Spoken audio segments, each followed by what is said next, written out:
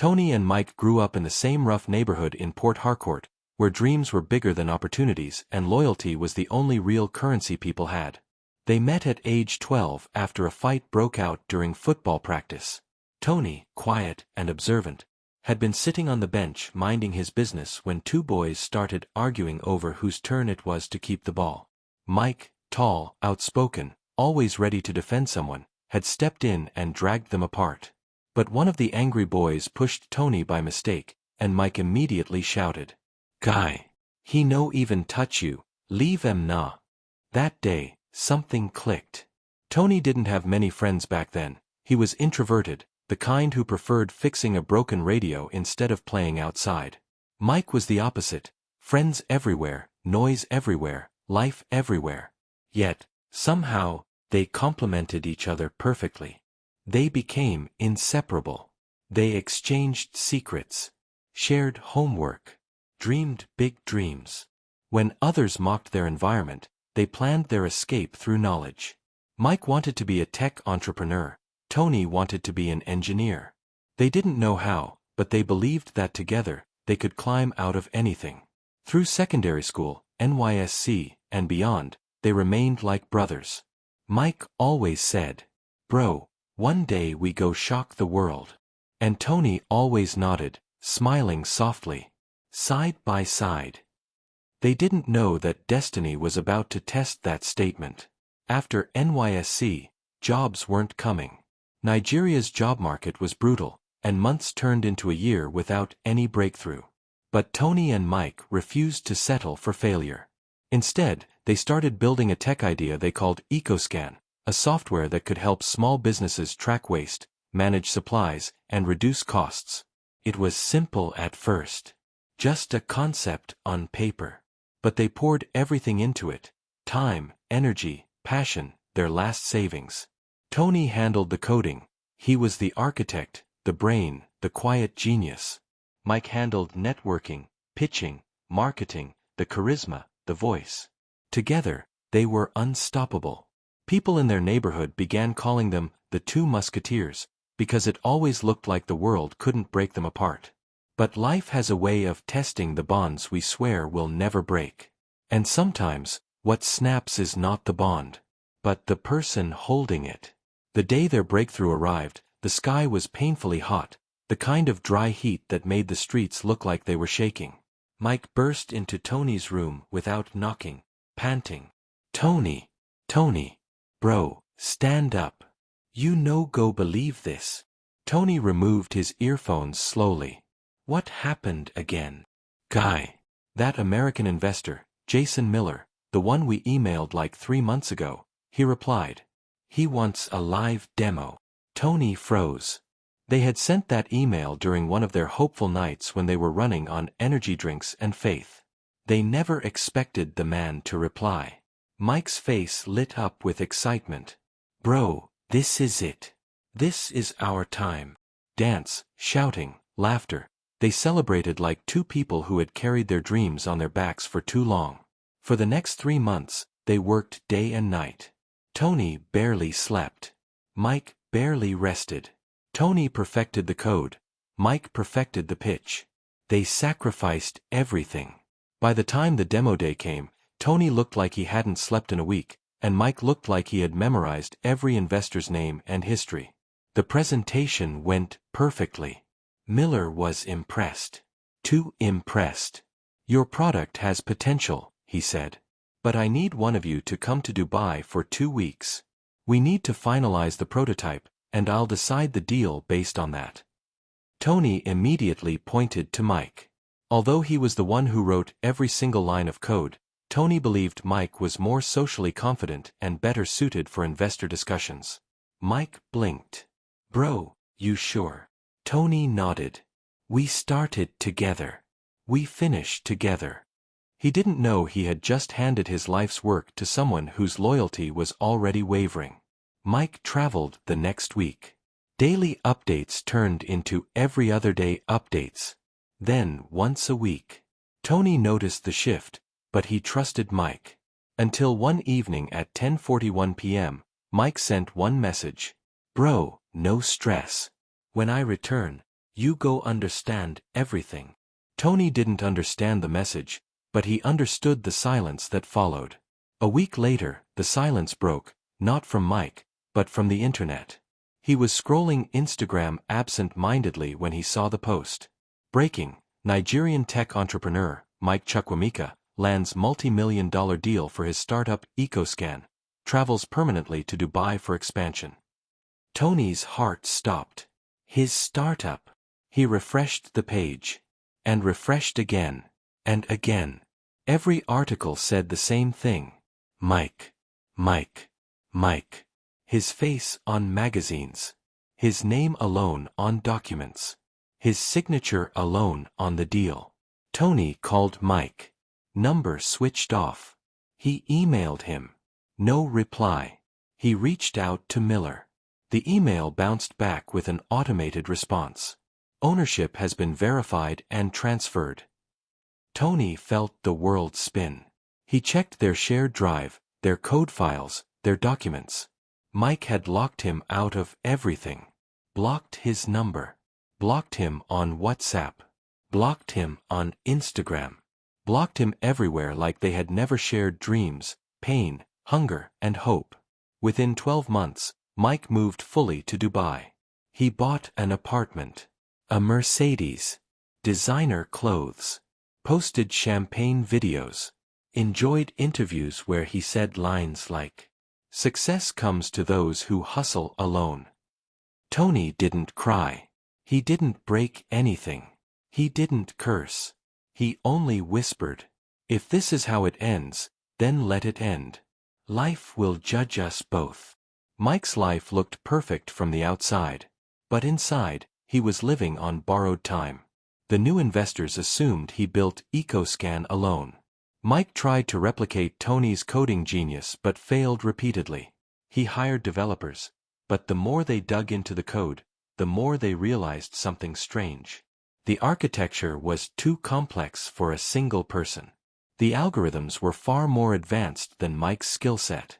The timestamps showed work being done at hours when Mike was on flights or at events. Suspicion grew. Mike panicked.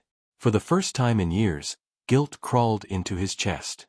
But he kept posting, kept pretending, kept lying, until the day an internal audit team requested access to the original prototype files. That was the beginning of the end. The company discovered Tony's embedded metadata. Author: Anthony K.C. Email ID. Original timestamps. Coding footprint. Everything. Worse, they discovered that Mike had used forged documents to remove Tony's name.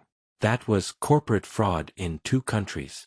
Within weeks, Mike lost his contracts, his funding, his work visa, his reputation, his Entrepreneur of the Year award, his apartment, everything. He tried reaching out to journalists to correct the misunderstanding, but screenshots of their old shared documents leaked online. He became a global example of greed, fraud, and betrayal. When Dubai authorities deported him for document falsification, Mike was escorted onto a plane with nothing but a backpack and a broken spirit. Back in Nigeria, he had no home, no savings, no friends, because the same friends he posted to impress were the first to mock him. He became a cautionary tale. No, be every success you see online be original. His life had fallen apart. But the biggest blow came when he walked into a large building with tinted glass, trying to apply for a job, desperate, hungry, humbled. The receptionist looked at his CV and told him to wait. When Mike entered the office, he froze.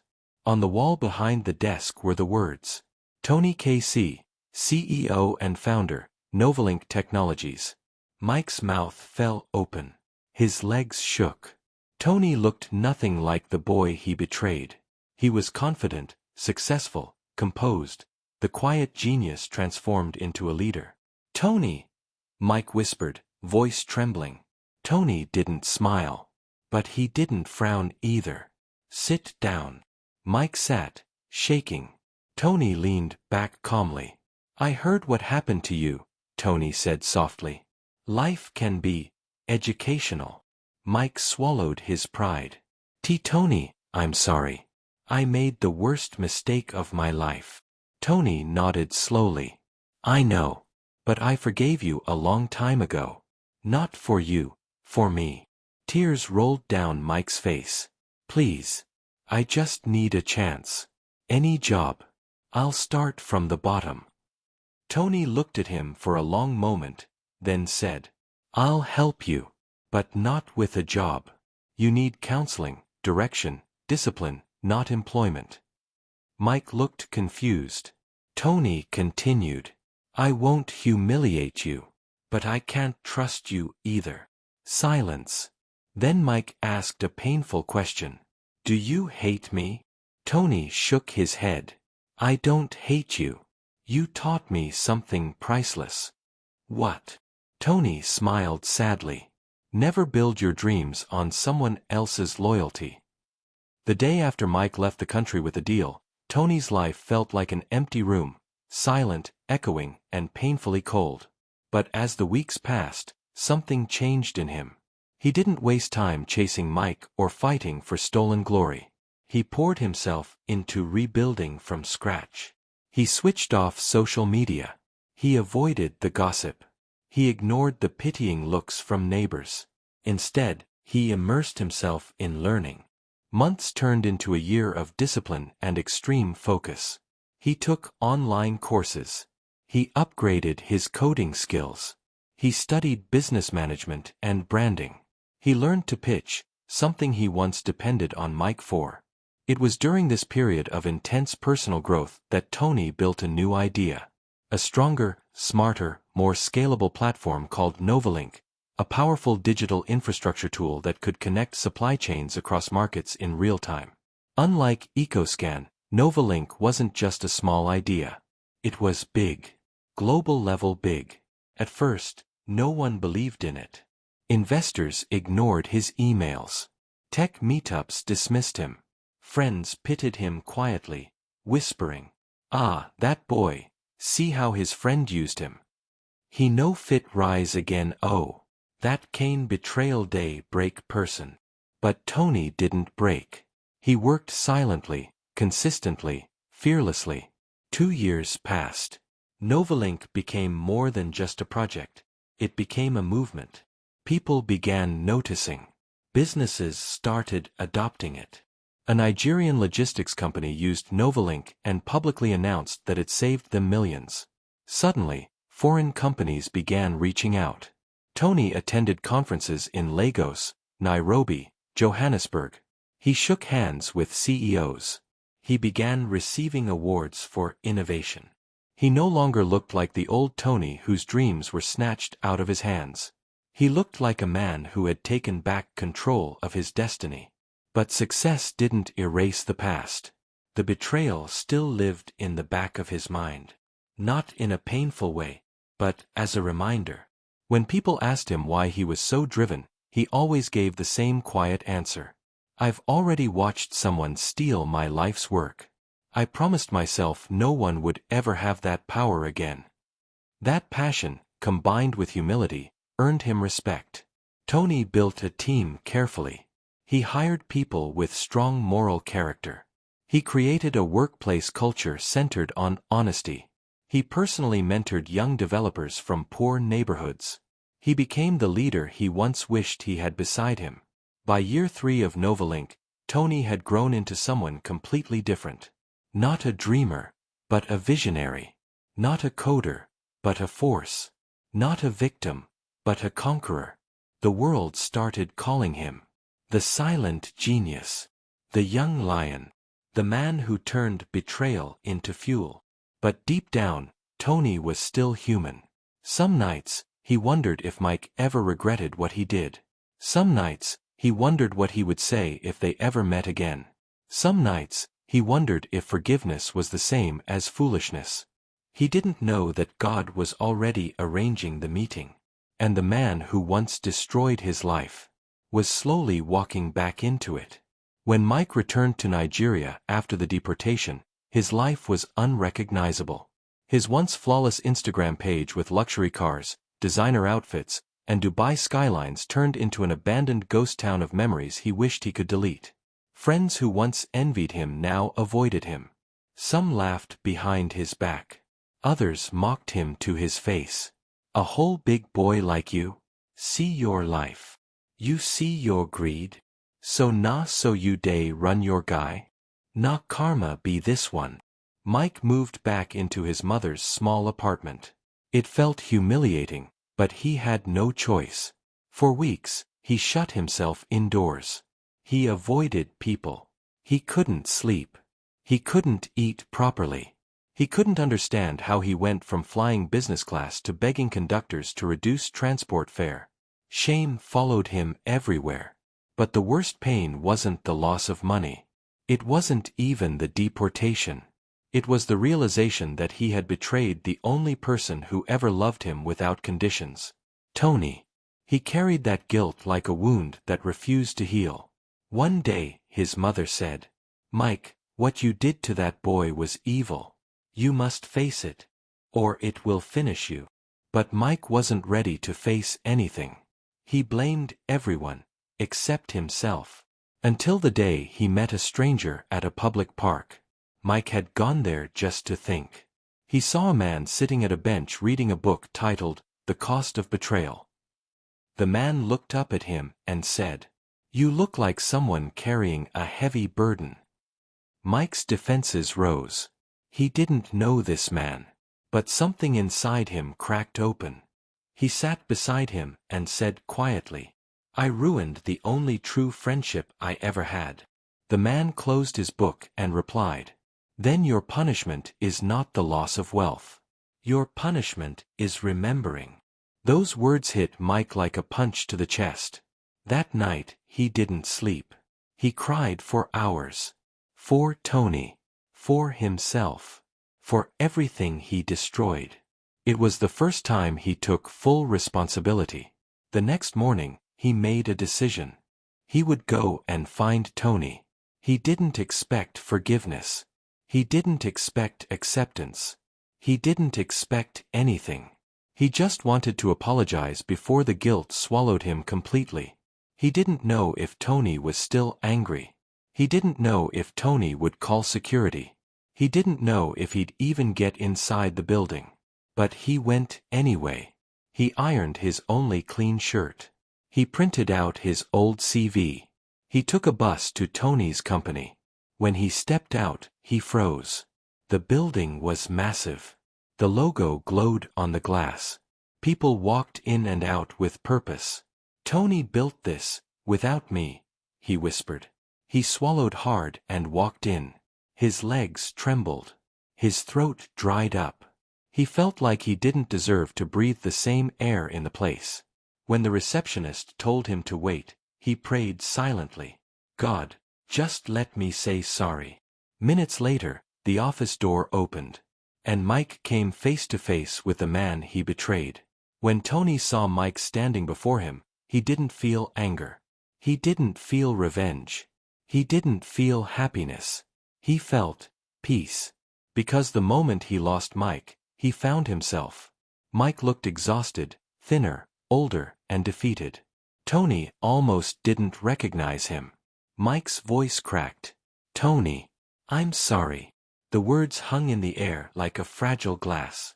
Mike continued. "You don't owe me anything. I don't deserve forgiveness. I just couldn't live another day without owning up to what I did." Tony said nothing. Mike took a deep breath. "I was stupid, greedy, scared. I thought the deal would slip away if they knew it wasn't all me. And when the first lie started, I kept going." He wiped his eyes. "And then I couldn't face you anymore." Tony's voice was calm. "You hurt me, Mike." Mike's tears spilled immediately. "I know. And I've paid for it 1,000 times." Tony opened a drawer and pulled out an old flash drive, the one they used years ago for EcoScan. He placed it on the table. "This is the past." Mike nodded. "I know. I lost everything." Tony shook his head gently. "You didn't lose everything because of the deal. You lost everything because you abandoned who you were." Mike swallowed hard. I want to change. I believe you can, Tony said. But forgiveness doesn't mean restoration. Mike looked down. I understand. Tony leaned forward. Mike, you didn't break me. You sharpened me. Silence. Then Tony said something Mike didn't expect. You need help rebuilding your life. That won't come from working for me. You need to rebuild yourself first. Mike looked confused. How do I start? Tony walked to a shelf and picked up a book, Rebuilding After Self-Sabotage. He placed it in Mike's hands. Start with this. Then get therapy. Join accountability groups. Heal. When you've rebuilt yourself, you won't need to steal someone else's life again. Mike's lips trembled. You're still guiding me. After everything? Tony nodded. That's who I am. Your actions won't change my identity. Mike broke down in tears. For the first time in years, he felt seen. For the first time in years, he felt hope. Tony then said, one more thing. Mike looked up. I forgive you. Mike gasped, a deep, painful gasp like someone who had been underwater for too long. Tony, thank you. Tony stood and offered his hand. Go and become better. Mike shook his hand, tears dripping onto the floor. Something lifted from his chest that day. Shame began to melt. Healing began to grow. As he walked out of the building, he whispered, I'll make you proud someday. Months passed after their meeting. Mike didn't disappear. He worked on himself. He joined a mentorship program. He faced his fears. He rebuilt his confidence honestly this time, not through shortcuts, not through lies. He got a small job at a digital agency. He started attending tech skill classes again. He volunteered for community events. He apologized to people he had wronged in the past. He grew. Slowly. Painfully. But genuinely. One day, he received an unexpected email invitation to a major tech summit. Tony was the keynote speaker. Mike wasn't sure if he should attend, but something told him he needed to hear Tony's story, not the online version, but the real one. During the event, Tony shared his journey. How he overcame betrayal. How he rebuilt his life from nothing. How he forgave without forgetting. How he rose without stepping on anyone. But then he said something that stunned the entire room. The friend who betrayed me saved me. Because when he walked away with my first dream, I learned how to build a bigger one. People gasped. Some clapped. Some wiped their eyes. Tony continued. If not for that heartbreak, Novalink would not exist. Sometimes, pain is the doorway to purpose. By the end of the talk, the hall was silent, moved to the core. Then Tony said, we hurt people when we are hurt. But healing is possible. And forgiveness is powerful. Later, during the closing session, the host shocked everyone. We have a special guest who wants to share a message. Mike stepped onto the stage. The entire hall murmured in surprise. He took a deep breath and said, my name is Mike Chukwuemeka, and I am the friend Tony talked about. Silence. My greed destroyed our friendship. I stole from him. I betrayed him. I paid a heavy price. But Tony still showed me grace. People stared, stunned. Mike continued. Betrayal is easy. Growth is hard. Healing is harder. But Tony taught me that forgiveness is the highest form of strength. He turned to Tony on stage. Thank you for not letting my mistake kill your destiny. Tony nodded gently, and the room erupted in applause. The story of their reconciliation went viral across social media. People shared it on Twitter, Instagram, TikTok, Facebook. It trended for days. Hashtag forgiveness is power. Hashtag Tony and Mike story. Hashtag when karma teaches. Schools used it to teach ethics. Churches referenced it in sermons. Motivational speakers quoted it. Even tech companies used it for leadership training. And one day, Tony received a message from Mike. "I'm doing better now. Not rich yet, but stable, grounded, healed. Thank you for believing I could be more than my biggest mistake." Tony smiled and replied, "I always knew you could." Their friendship never returned to what it used to be, but it became something healthier. Distance with respect. Communication with boundaries. Care without dependency. Tony continued to rise, but this time without fear of betrayal. Mike rebuilt his life honestly, without shortcuts. And whenever someone asked Tony how he forgave such a deep betrayal, he always answered, "Because karma isn't for revenge. Karma is for correction."